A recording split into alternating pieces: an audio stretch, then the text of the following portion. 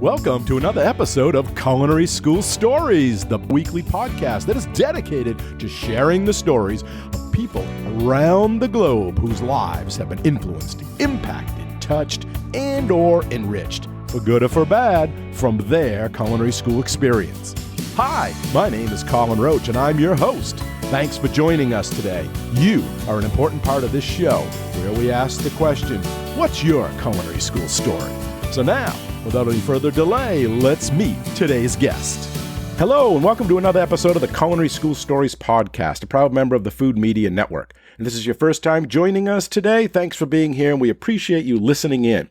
We hope you become a long-time listener and subscribe to the podcast because it's free, and we would love to have you as part of our community. You can subscribe through your favorite podcast app, such as Spotify, Apple, Google Podcasts, a whole lot more, or through our website at www.culinaryschoolstories.com, which is also where we share and store all of the podcast past episodes, as well as our guest bios and contact information. So be sure to check it out, culinaryschoolstories.com. So now, without any further delay, I would like to introduce today's guest, who has a great story to share with all of us. But to hear that story, we first have to go across the ocean to Portugal, where Chef Aran Goldstein lives and works as a teacher and entrepreneur who is dedicated towards building his customer and student skills and intuition around food and cooking. Aran, welcome to the show. Hi, Colin. Thanks for having me. Great. So we got a lot to cover, but let's start out by first telling us maybe where you grew up and where you got that love of food or your love of cooking. I wish I knew where it came from, but I have to say it was something innate in me, really, from a young age. It makes me laugh because my mom used to tell people from when I was 4 or 5 years old, you wanted to be a chef, that I wanted to be a chef, right? And it stuck with me. And I don't know why. I was drawn to the kitchen. I was, drawn to being with my parents, helping them with the day-to-day. One of the early memories, which I know is kind of cliche, was cracking eggs with my dad on like a Saturday morning, and that kind of bled into my, what I wanted to watch on television. What I was fighting with my brothers and sisters for the remote was to watch, Martin Yan and Julia Child. And I remember even coming home from, elementary school and middle school, watching like Great Chefs of the World series and just like being in awe and thinking to myself, man, I want to be like those people someday. So I don't know where it came from. It was just me always. I wish I had more from you and had like a particular story as to the why. That's all right. Now, where was this where you grew up? Where was this where you first, what environment were you in for food? Yeah, so it was Worcester, Massachusetts, which honestly was an incredible backdrop to grow up in for someone that loves food, because it is a diverse city. There were incredible restaurants from all over the world. If we wanted, and thankful to I'm so grateful to my parents for introducing us to those experiences, because, one Saturday afternoon, it might have been Korean downtown. Another night, it might have been Vietnamese or Indian or Thai. Wow. Nowadays, there's really good African. So it's like, I grew up just understanding and actually seeing the world through that lens, that this was the world I live in. It's diverse. People are different. They're different colors, and it's all awesome. And it tastes amazing. Right. Yeah. Right. Yeah, that's a good repertoire, baseline to have when you're first starting out, because now you have all these different flavors and ingredients that maybe someone else may not have. Absolutely. And for me, the best education is just being immersed in eating this stuff first, beyond even being in the kitchen and trying to apply it to making this stuff your own. As just tasting it is like gold. When we eventually go off and try to replicate these dishes, if you've had it, right? Mm-hmm. If you've tasted it, you're there, you just need to keep exploring and go. Yeah. So true. So true. So how did this develop into going to culinary school and thinking of this as a career? Did you do it in high school? Because I know there's a lot of high school programs, so you just said no, and something in the industry spark you? It's funny because I'll never forget when I was applying for my first job in high school, which I think I was a junior. I had applied for a position at a hotel in the kitchen. And then the next day, like kind of fell into this job selling sneakers, right? And so I kind of was late. And by the way, I'll say that experience, that job was incredible. I mean, I have lifelong friends from that experience. I learned a lot of really valuable kind of work ethics from that experience. But there was that like, oh, what could have been, kind of, something to satisfy, right?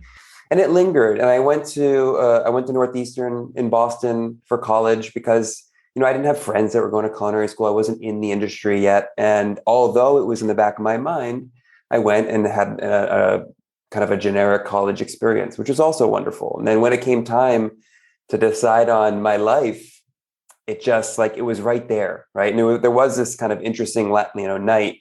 My friend Felipe had thrown a party very late in the year. And there was this kid that had gone to New England Culinary that my friend Felipe, actually, and thanks to Felipe, if you're listening, he grabbed when this guy was walking out the door, he was leaving the party. He said, "No, you have to talk to my friend." And he talked to me about NECI, New England Culinary Institute. And he said, "You got to go visit." And I did. I went and visited. And immediately I knew this is where I was going to apply. This is where I was going to go. And I have to say, from the first day I walked in, it felt like I was coming home. Walking into a professional kitchen, surrounded by people that love food as much as I did, it was like a homecoming. And I've never looked back. Wow. So you started with the love of food and went and pursued something else in education and then found culinary school, because a lot start as like dishwashers and working in the industry, and then kind of go on to culinary school. You kind of did a little bit differently. What did you study at Northeastern? I studied sociology and Spanish. Oh. But I have to say, during college, like I would still throw dinner parties, and I was always exploring. I was going to the markets, and I would organize stuff for my friends, and so it was like it was there, right? And I was expressing myself, or trying to, and exploring for sure all those years prior. So if anyone's listening and they think that they're behind the eight ball, if they didn't start young, right, you're not. There's never too late. You can always pursue that passion, that dream. So what was it like when you got to NECI? I mean, you first went to you viewed it, and then you went there. So, I mean, you must have been excited because this is your dream, but you also didn't have any professional experience at that time too. So were you a little nervous about that, or no, they made it like, oh yeah, okay. I was so nervous. Yeah, I was super nervous. I was nervous, but it was like that, it was those butterflies that were just nervous excitement, which to me was always a good sign. Like I grew up playing sports, right? And I got those butterflies before I went to the plate in Little League or before a big basketball game. But that was because I cared so much. Right. It's important. And I loved it so much, right? So I was nervous and excited, and I was also so focused, and I was so ready to absorb like a sponge everything that I could. And I did. And I remember those like early weeks and the early homework assignments, and, in those books late night, just so excited to learn more and learn the mother sauces and learn the technique and figure out how to sharpen my knives, which was really, really hard at first, Right. So yeah, those first days I'll never forget. They were really special. Now, what was it like with your classmates? Did they already have a lot of experience? Did they help you out? Did they look down on you? How did that all dynamic work? It was a total mix. And NECI, at the time, it was small groups relatively. If I remember, there were 4 groups of about 10. And you kind of stayed in your group of 10 through the different, I don't remember what it was called, like the rotations or the modules. Or modules, or the different rotations, exactly. And then we kind of interacted a little bit with the other groups. But in my group, there was a mix. There was one guy in particular, Brandon, who's become a lifelong friend, who had a lot of experience prior. He and I just we really hit it off. We were also kind of housemates, and he took me under his wing a little bit, and I will forever be grateful for that. And I really looked up to him and leaned on him a lot early on.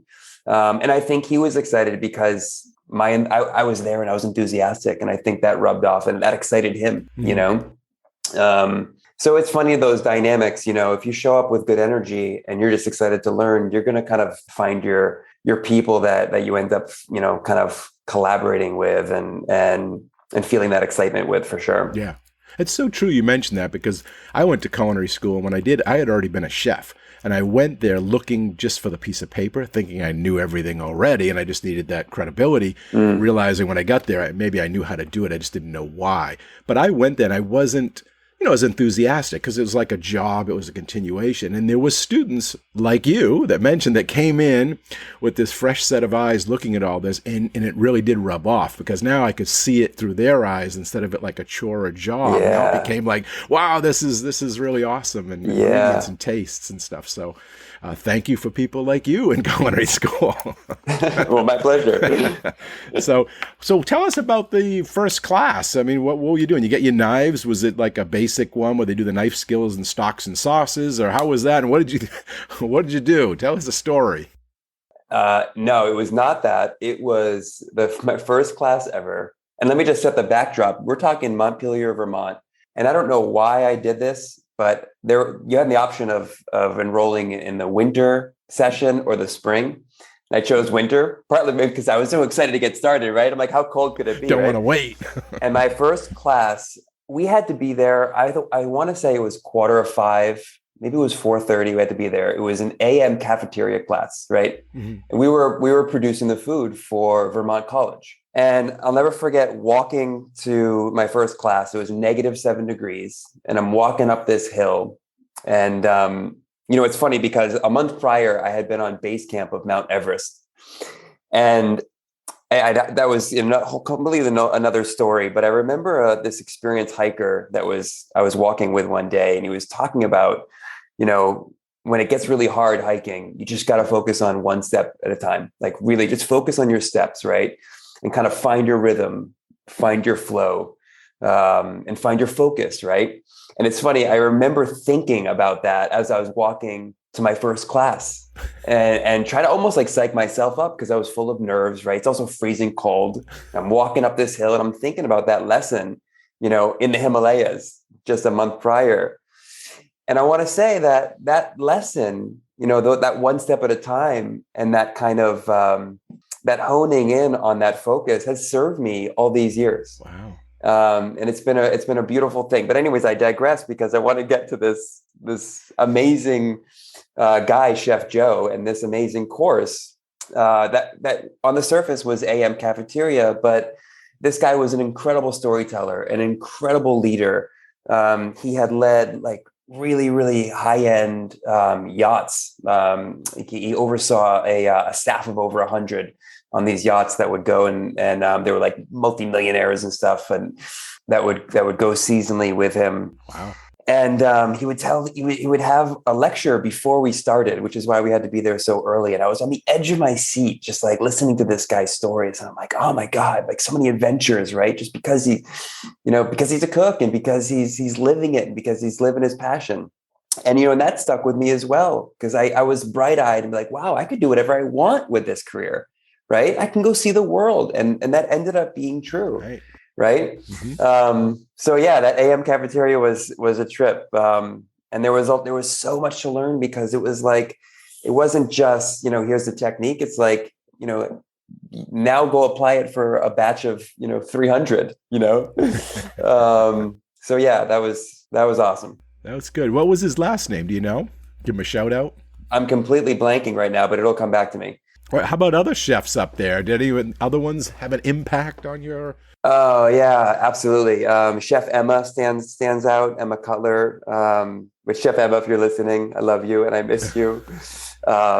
Chef Emma, she was this perfect mix of loving and technically so skilled, an amazing cook, but also like, I don't want to say even like strict, but like, hey, like, you're going to show up here and you're going to work hard. We're going to do this right. And I'll never forget, I was in her class, we were producing a lot of soups and like big batch cooking as well. And I was emptying out a stock pot that had been shocked already. And I was about to start washing it without having wiped it out with a rubber spatula.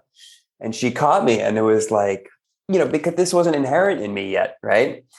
I'll never forget that lesson. And you better believe I have never, not even in my own home, could not scrape out a pot, right? Another thing from Chef Emma, I I actually, she caught me going to the bathroom with an apron on. Ooh. Right. Also, like she might have said it, but it wasn't like in tune. And I went in the bathroom, came out, and she was just waiting for me. Right. She was waiting for me to come out. And those little things, and, she took the time to do that. She could have just walked on, right? They stuck with me because it's like, you do things right. There are a myriad ways of doing things, but there's definitely a right way. Right. And, these little things, they really, really did add up. And they led to, not just me being eventually the chef that I wanted to be as I was growing as a cook, but also the man that I wanted to be, right? Like, decide what you stand for, decide why it is that you're showing up to your job every day or showing up to this world, every day. So it really helped me, those early days at Necky helped me kind of define my why and define my not just my work values, my personal value system for sure. There's so many more. Chef Hale, who was the executive chef at the time, was incredible. He always took the time. He and I played basketball a lot actually together. Chef Bob, who sadly he passed away years back, was an incredible influence on me. So measured, but also, he really kind of asked us to really focus on taste. Like, taste and flavor was one of the classes that stood out in my mind. And to pay attention to nuance, which was I was so fascinated at the time. Like, there was this one exercise where he had us boil carrots, and at 5 different times, it's like from 1 minute to, 15 minutes, and then shock, and then just taste them all. Right. And it's like, whoa, time, temperature, like those two alone, like, as an early education, it was really fascinating. So yeah. Chef Andre, also an amazing teacher. I mean, I could go on, but I think that's a good start. What do you think about culinary school now, looking back? Was it worth it? I mean, it sounds like it was. Was your return on investment? And how do you view it as a chef looking back at your start of your career? 100% worth it. 100% worth it. Could people go on and have successful careers without? Of course, and they do, right? For me, it's hard to say, because having gone through it and having such a rich experience, and also feeling like I learned so well, like I felt so capable. When I showed up to my first internship, I had no restaurant experience. My first internship was at Todd English's flagship Olives, his kind of OG Olives in Charlestown. Okay, yeah, Boston. And I got thrown into the wood fire grill and oven station. I had to not just like cook on a station. I had to manage 2 fires, right, and keep them going and cook all these proteins to temp, and it was still the hardest job I've ever had, right? But I figured it out, and I showed up. And I speaking of nerves, I would get there super early. Did not get paid and clock in early, but like just to set up my station, because of all the nerves. But I just wanted to be ready. I just cared so much about it. And and I felt ready because of my education and because of my incredible chef instructors, and also the team and the crew that I was going through the education with. It was really, really invaluable. Awesome. Now, sadly, I heard that Necky has closed, like many other culinary schools these days. And what do you think's going on with culinary schools and industry, and what's going to replace them? Or is there going to be a vacuum? Is there going to be a hole in the careers in the industry? I don't know. I don't know. I understand part of it. I understand it's an expensive model. Yeah, I suppose, right? But expense, like food systems can be manipulated, and it can be artificial, right? The reason why the cheap food that is cheap in America and across the world is cheap because it's subsidized, right? Because somebody's investing a lot of big money in keeping that system the way it is, right? Right. And a lot of higher education is kind of subsidized. You've got these really wealthy institutions that are also expensive to run, but they're increasingly wealthy. So I'm not sure there's generally enough value placed on food still. And getting food right, not just for kind of our craft and for our art, but for human consumption, right? There's not enough emphasis on it. So I can see in this climate where food has been this kind of, kind of cast aside as not essential, which is incredible, right? We've put higher education on this pedestal. Why shouldn't food be right there, right? Right. So I think it's part of that. And, that's why I show up and do what I do. And that's why I've built this online course. It's because I believe in this value shift. I believe in the power of it on an individual and a home level, but on a community level as well. And I see it as necessary. Yeah, it's true. A lot of people are saying, apprentices are a combination of that, but I know I've worked in many institutions and, it's expensive. They can only get 15, 20 in a lab. You have to buy all the food, and they want to have a lecture hall of a couple hundred, and they really want to emphasize research, and they don't really think it's a proper academia type study. It's more of a hand. So you can see where it could get pushed down and get lost. And that's probably the money, the financial is causing many of these institutions to close, which is unfortunate. And hopefully they will be subsidized by the state or companies that see the value in it. Yeah. Or if, the consumers can run that as well. And there can be this push back to this value of making our own food. Mm-hmm. Right. And I see a lot of the investments and where they're headed. And I'm scared for a lot of that, to be honest. A lot of the kind of industrialized products, like like Beyond Meat, no offense to, I don't want to call anyone out, but a lot of it,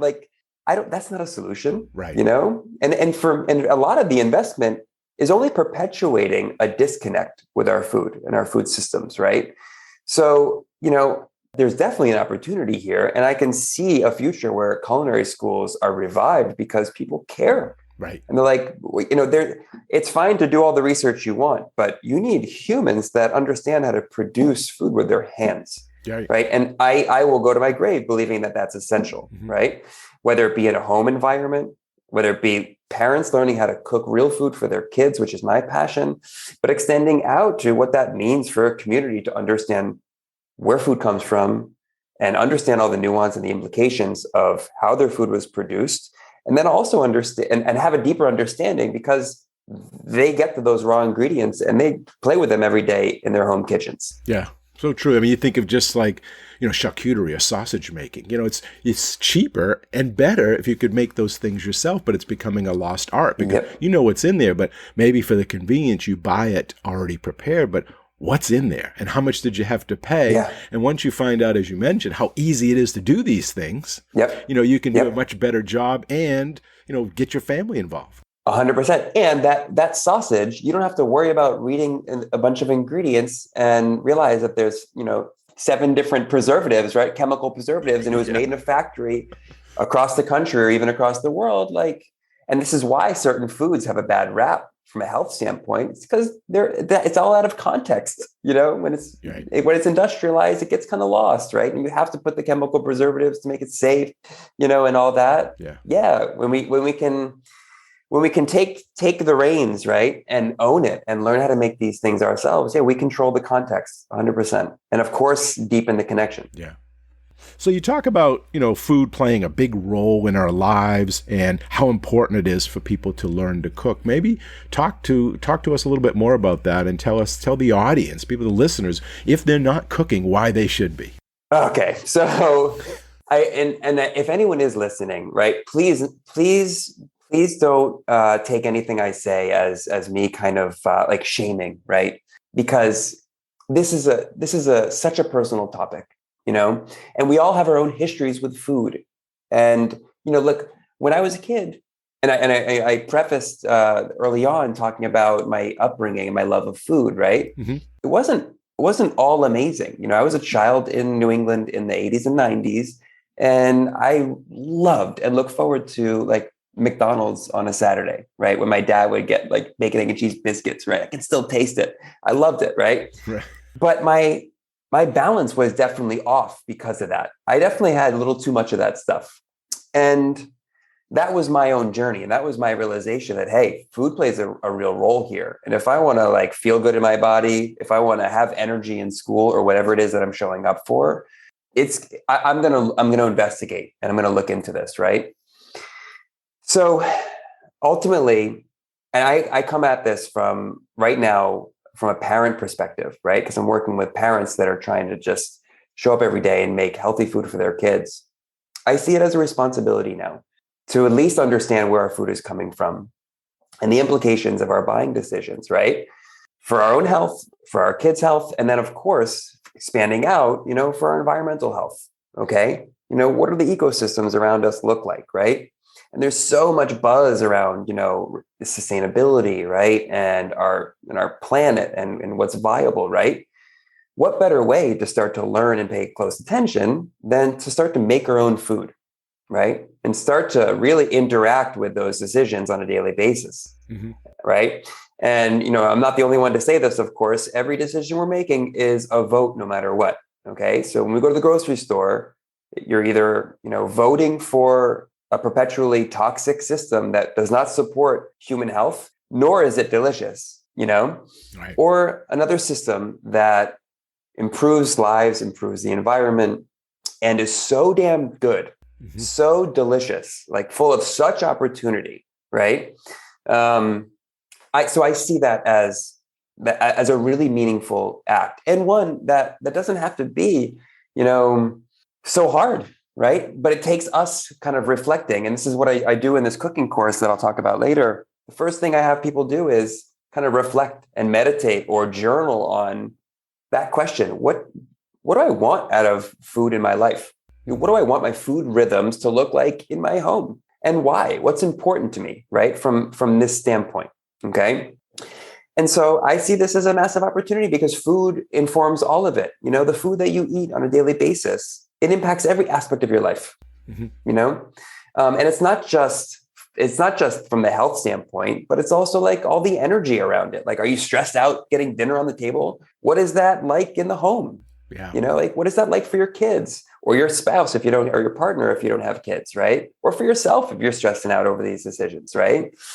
So I see it as a very exciting opportunity to grow as a human, right? And let food be a backdrop for exploration, for all of that stuff that can be so messy in our lives.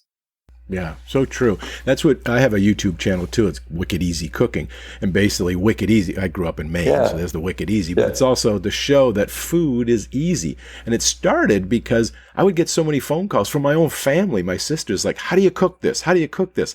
So I was like, I want to get rid of that intimidation and fear and show that cooking's not rocket science. Just get in there, have fun, and you just change it up. It's just a guide. Those recipes have your own taste, your own customization. And so it's been a big hit, and it just try to get people back to the stove, back to the kitchen, back to, making food for themselves. That's beautiful. I agree 100%. 100%. And so why don't we talk about your course then? It seems like a good opening right here. How someone can find out about it, but tell us about what it is and what it would bring to them if they, joined in.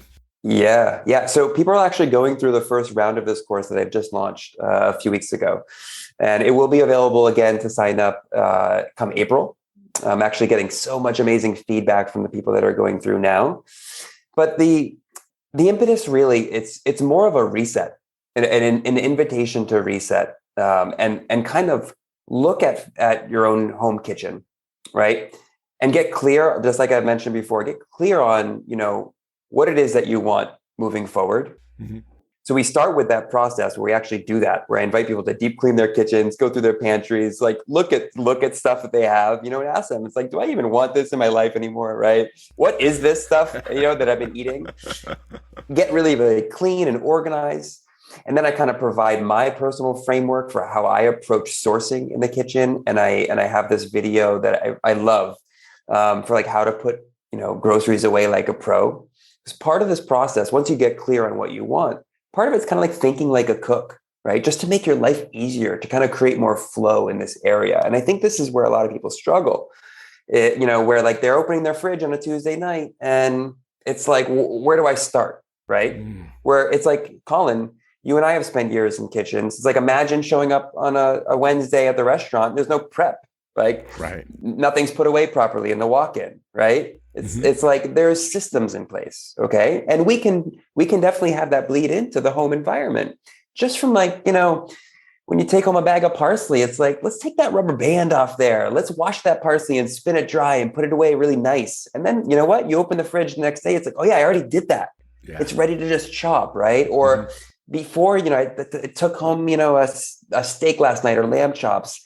I opened it up. I put a quick marinade on it. It's in Pyrex. It's ready to go. It's in the glass that or in the pan that I'm going to roast it in.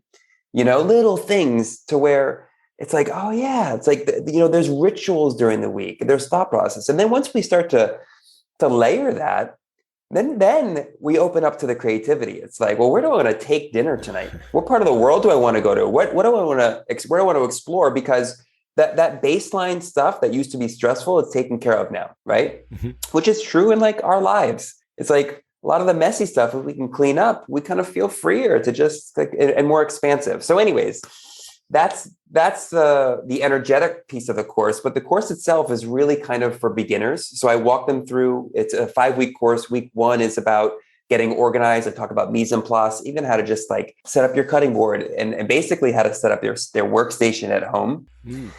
And then we get into knife skills week 1. Week 2, we get into some of the basics, like making your own mayonnaise, making your own vinaigrettes, clarifying butter. We get into egg cookery and meat cookery. And then we kind of, by week 5, we're putting kind of the pieces together for an average plate, in my home. And by the end of, 5 weeks, my hope is that it's not about a bunch of recipes that, you watched and you followed. It's after those 5 weeks, after cooking with me, through these lessons, it's not hard. Right. It's exactly what you described. You realize it's like, wow, I can do all this stuff. I don't need to go buy salad dressing, on aisle 7 anymore. Right. I make it myself. And I have an understanding of where the stuff's coming from and control of the ingredients. And I'm excited to explore. And so it's really a starter course, but it's a real opportunity to kind of refresh and refocus and get very clear on where we want to go with food. Excellent. Sounds awesome. Is it live with you, or is there videos, or is it a combination? Or so this iteration of the course, it's all film videos, but there are 5 live cooking classes that are happening. So the next version will have recordings of these 5 classes in addition. Oh, right. I always want to have a live component. So we'll see in April, even if it's like a live call once a week, an opportunity for Q&As, for catching up, for talking about pain points, or so we can troubleshoot together. And part of this also, I have a very diverse group in the class, everywhere from people in their 60s at home cooking for themselves to a medical student in Massachusetts, actually, that's really interested in food as medicine. So people are coming at it from different angles. Other people that are really trying to reset and get healthy. So I do want to have community calls where we can hold space for the different reasons why people are being involved. Yeah. Very good. So where could someone check this out? Is there a website already set up, or do they have to wait till April? Yeah. So they can go to my website. It's cookandlive.co. You could also follow me on Instagram, Chef Aran Goldstein. I also have a YouTube channel, Cook and Live with Chef Aran. All those places. Instagram is really a great place because I'm doing weekly videos with my son, trying to just kind of have fun in the kitchen and especially if you've got young kids, this is an opportunity to engage with them and get them interested in the cooking process. I find that if he's in the kitchen with me, he's much more likely to try different things, and it's super fun.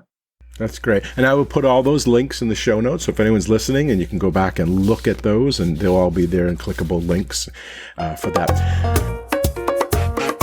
I want to take a quick pause at this halfway point in the show and tell you about our culinary media training workshops. Whether you want to cook or prepare food and drink on television, make YouTube videos, or do demonstrations in front of live audiences, our comprehensive culinary media training workshops will teach you the skills you need to do it with confidence. Drawing on years of experience working with and teaching both students and professionals about television, radio, and print media, our workshops focus on realistic and practical tips, tools, and techniques in order to transform you into a better communicator, demonstrator, and presenter. In our workshops, we cover a variety of topics, such as basic media training, how to prepare for your presentation, and how to perform a successful demonstration, and a whole lot more. Our live and in-person workshops are completely hands-on. Participants spend the day under the lights, mic'd up, and in front of the camera, conducting actual food presentations and culinary demonstrations of various lengths, while being coached and critiqued throughout the process. So, what are you waiting for? Be a better presenter, be a better you, and enroll today at foodmedianetwork.com/courses. That's foodmedianetwork.com/courses. Our workshops are offered at various locations around the country on a variety of dates throughout the year, in both commercial kitchens and in our home studio kitchens. We also offer both individual and private group workshops. So if you or someone you know might be interested, you can get more information on the workshops, including dates, locations, pricing, and how to enroll by going to our webpage at foodmedianetwork.com/courses. foodmedianetwork.com/courses. You can also join our email list at foodmedianetwork.com/contact, which is where we always announce new workshops, courses, and their upcoming dates. That's foodmedianetwork.com/contact. Okay, so now back to the show. So why don't we talk about Portugal? How did you get there? Why are you there? And tell us how that got you from maybe Vermont or Massachusetts, wherever you might have been at the time, or how you ended up in Portugal. Yeah. So interestingly, my second internship at New England Culinary was about a 5-minute drive from where I live right now. Oh. Just in this funny way the world works, right? I found this job on Craigslist back in the day. And, I had wanted to go to Italy, which was a completely long story, but it fell through. And I was adamant I was going to leave the country no matter what, because I had this dream of using cooking as a ticket to just see the world. And so I had spent a summer here, 2006, I think it was, 2007. But anyways, I was living in Massachusetts and had this opportunity to go to northern Italy, to Piemonte, to be the chef at this new school project that was opening up. So a year and a half ago, we were there and I was cooking for these kids in this incredible forest school concept. And the approach was just like a whole food approach to cooking for these kids and just getting them used to everything, just real food, right? We didn't believe, and I don't believe, that there's kids food and adult food, right? There's just really nourishing food. And so that was an amazing experience. I mean, I was going to the butcher and asking him to grind in different offal to like ground meat that I would make for ragu. On Fridays, we would have tripe, because this butcher was amazing and how he had this tripe terrine basically. And I would just slice it thin and do it with olive oil and sea salt and put little toothpicks. And they loved it. It was like this nice gelatinous bite. So that was an amazing experience to kind of play with and push the envelope and see, what can we do here? Yeah. And I learned so much about cooking for kids in that process. But, Italy in the end, I love Italy, but northern Italy in particular, once it kind of gets cold and the winter sets in, we were definitely landlocked. We were just kind of dreaming of sun and beach. And we had been here before on vacation a couple of years prior, my wife and my son. And we hopped on over first to Lisbon, and now we're on the southern coast, where it's just like, we're 5 minutes from the beach. There's sun all year round. There's incredible wild seafood, of course, Sure. Really, really amazing products. So we're happy here, and I'm really excited to use this as a backdrop for my creations, my content, and that the course that I filmed is filmed on site here. A lot of it's outdoors, right? This place lends itself beautifully for that. So yeah. Here we are. That's great. So you just mentioned the terrines and the tripe and the things for the students. So is that how you cook for picky eaters? Is that how you try to get them to try different things, is to change its form or not tell them what it is? Or well, so interestingly, my son, I wouldn't describe him as a picky eater. And I think there are kids that are just have grown up in an environment, and And this is not to shame anyone by any means. And this is not to say that kids don't also inherently have their own likes and dislikes, because I'm one of 5 and we all have different approaches to food, right? Actually, all very, very different, which is fascinating. But a lot of kids just grow up and they eat what they're used to, right? And the parents do have an opportunity to kind of shape their habits, right? And their likes and dislikes and tendencies, right? Yeah. But that doesn't mean that wherever you're at, you don't have an opportunity to make shifts, okay? And I really believe, and going back to getting our kids in the kitchen, if we can involve them in the process and normalize only bringing in real nourishing food to the home environment, what do you have to lose? It doesn't matter what they eat as long as what you're bringing in is good, right? Get creative, shift things. One thing that I love to do is serve dinner family style, right? And have a bunch of different stuff. So it's not like, here's your dinner, take it or leave it. It's like, let's eat dinner and like, just take whatever it is that, and I'll play around with dishes, and I do want to make sure there's enough kind of, especially like protein and fat and kind of sustenance in a lot of different dishes. So we'll have a lot of options, and then just kind of try not to have stress over it. He's also, a really intelligent being. And if his body's telling him he doesn't want something, like maybe we can learn to trust that, if we can just keep on showing up and just keep on putting the good stuff around and have that be our normal, then they're going to come around and they're going to eat when they're hungry. Right. So that's kind of my approach, which isn't easy. Like, I stress over it sometimes and I have to catch myself. It's like, look, zoom out, what does the week look like? What does the month look like?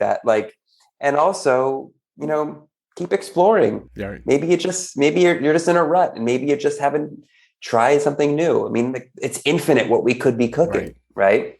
And it's like you mentioned, it's that they're blank canvas. Some of these things just maybe change the flavor profile, and this picky eater, the kid, whatever, may like it because, it's still that piece of chicken or that vegetable, but by changing it up, putting it on broccoli, giving it putting it on pizza or putting a different dip with it, seasonings, it could change. Totally. And that whole normal is so true, because like my sons, I didn't force them. It's just because they were around me and they see me cooking and they want to cook with me. And then they go out to a restaurant and they'll say fries or chips or what would you like? And they'll say broccoli. And the wait staff will be like, whoa, that's a kid. Yeah. And I'll be like, well, it's not that we forced them. They could have those things if they want. They just choose it because that's how we cook it at home. Yep.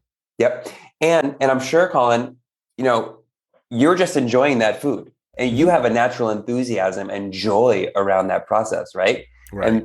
And I'm sure your kids picked up on that. It's like, well, Dad loves it. I want to try, right? And I think that is definitely that's something that we can take with us. It's like, the more we're like, try this, it's stressful, right? Like our kids, they're autonomous. They want to own those decisions, right? So let us kind of create that. We don't want to be like force fed anything as adults, right? No. And it's so true too. Sometimes it's the convenience. And as you said, do the prep ahead of time or whatever you need, because they'll come home from school. My kid, my youngest one is 10, and he'll go grab a box of Cheez-Its or something like that, and a little snack thing, but he's just doing it because it's easy. Yeah. But I will say, hey, can I cut you up an apple? And I'll cut him up and he'll eat it, or grapes, or he loves cucumbers. I slice him up, a little bit of salt and pepper on him, and I give him a plate. I go, hey, you want a snack? And I don't force it. I don't say, don't eat that, eat this, but I just give it to him. He'll go, sure. And he'll just eat that instead. So it's just kind of making it part of that routine, part of that normalcy. I love that. And I also love that, Colin, that he can make those decisions for himself, right? Because he's going to come to his own conclusion. And if someday he looks at those Cheez-Its and it's like, these, I don't really want these anymore. They make me feel like crap. Right. Then that's on him and that's his decision. Like that was my journey. Right. And so I applaud you for creating that environment. I mean, that's awesome. And like you said, they like to cook, get the kids in the kitchen. Because mine, I have a YouTube channel. Can I be on your video? Sure. Come on in, and I'll let them whenever they want. I don't force them to be in it. I don't want them to push them away. Like, oh, I had to do this. But when they ask, that door is always open. Like, come on in. And now he'll be like, hey, can I make you a smoothie, Dad? And I'll be like, sure, even if I don't want one. Yeah. He's asking, the door is open, go make it, and it's going to be good, because I know he's trying to be creative. He's trying to use those fresh fruits and stuff instead of those processed things. That's gold. I love it. Great. So let's talk about, for the listeners out there, like when they see organic or when they see things like that on labels and they think, well, see, I can still get processed food, but I can buy it because it says it's all natural or no cholesterol. Well, what do you say to that? Well, if anyone's kind of asking those questions, that's great. Like if there's the curiosity, I think that's an awesome first, right? Because that's just opening the door. It's opening the window. Mm-hmm. And what I would just encourage people is to keep on exploring, right? Keep on reading, read articles, follow people that are talking about, organics and food systems, right? Because there's a lot going on here, right? But I would say also, like, don't stress over it, Mm-hmm. especially at first. And I also understand, of course we understand, like people are coming at this from different economic status, also from different availability status, depending on where we're living. There are people that don't even have any fresh food, let alone organic, right? So true. In some of these food deserts, right? So I do believe everyone's doing the best. Now, this does kind of go back to that conversation about our values. And I know that this is perhaps a luxury for a lot of people to even get to the process to where they're asking those questions, because some people are just trying to get food on the table, right? A lot of people in the world. And I understand that. Now, for everyone that is at the place that can ask those questions and has the luxury to maybe invest a little bit more in the organic or in their local farm, even better, that maybe isn't certified organic, but you can talk to the farmer and the owners and that they're approaching it in a responsible way, that vote means something, right? Because we're putting our dollars where we believe we want the world to go to. Mm-hmm. And like I was saying before, the price of all these things really is artificial. So if we want to move the needle and we want better, healthier food for us and the planet, for those of us that have that option and that luxury, I think that's an opportunity, right? I'm not saying that you have to do it, but it's a definite opportunity if you want a more nutritious and nourishing world, and definitely a cleaner one. Yeah. There's all this talk about climate change, and I think there's not enough conversation about just toxicity and the real hard facts about the cleanliness of our soil and our water and our air. I mean, that's to me the biggest issue, right? And it's like, what kind of world do we want? And it's not doom and gloom, because I see it. If we can just decide if we decide we want a better, cleaner world, then let's take action. And I think there's no better way to take action than to invest with your own dollars or euros or whatever it is, your currency. I don't even know where we started with that question. Oh, I guess shopping organic and things like that. Is organic worth it? They may be thinking, should I pay the extra dollar? Yeah. So again, there's so much nuance here, right? And some of the big box organic, there's potentially a lot of shady stuff happening. And we should, but again, we have the opportunity to put pressure on the regulatory agencies, on the government, and where it's subsidizing. And we have the opportunity to write to our legislators and say, I don't support this bill, or I want to see changes in the farm bill, or and again, so we can do that, but we can the day to day and where we're spending, seeking out those local farm stands, or the local, there's this place in Worcester, Maker to Maine, that's just this incredible store. And the founder is so passionate about sourcing from people that just produce food deliberately, right? For real purpose, purpose-driven farmers and artisans, right? They want to make food that means something. Now, this is my value shift, right? That I made. I want to support people that really care, that approach their craft in that deliberate manner with love, right? And I believe kind of everything's energy, right? And I want to support those that are putting their energy that kind of matches my vibe. And I don't vibe with the big box store, even the big box store organic. Although if I have just the option, I will go for organic versus conventional. So again, going back, it's just get curious, Mm-hmm. Start down that road, keep reading, keep buying the different products than you can. And if you can't afford something now, make it your goal. If you want to, make that a goal in your life, right? We have different goal systems and value systems that, when we're growing up, it's we want that nice car. We want to live in that neighborhood. and have that house, right? Mm-hmm. And we go and make that happen in our life. But how many of us are asking, I want to be able to buy whatever food I want that's as healthy for me and my family as possible. And I'm going to go make that happen first, right? That's an option that we have.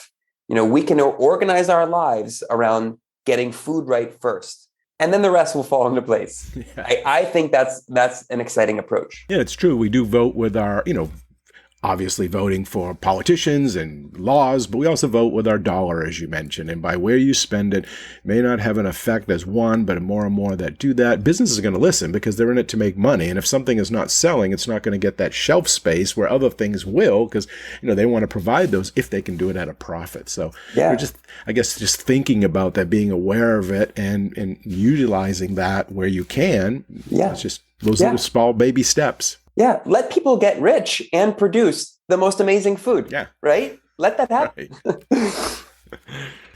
Well, great. Well, if there's people out there listening that want more information, obviously they can go out there and find resources, but you sound like a resource. Can people reach out to you? How would they get a hold of you?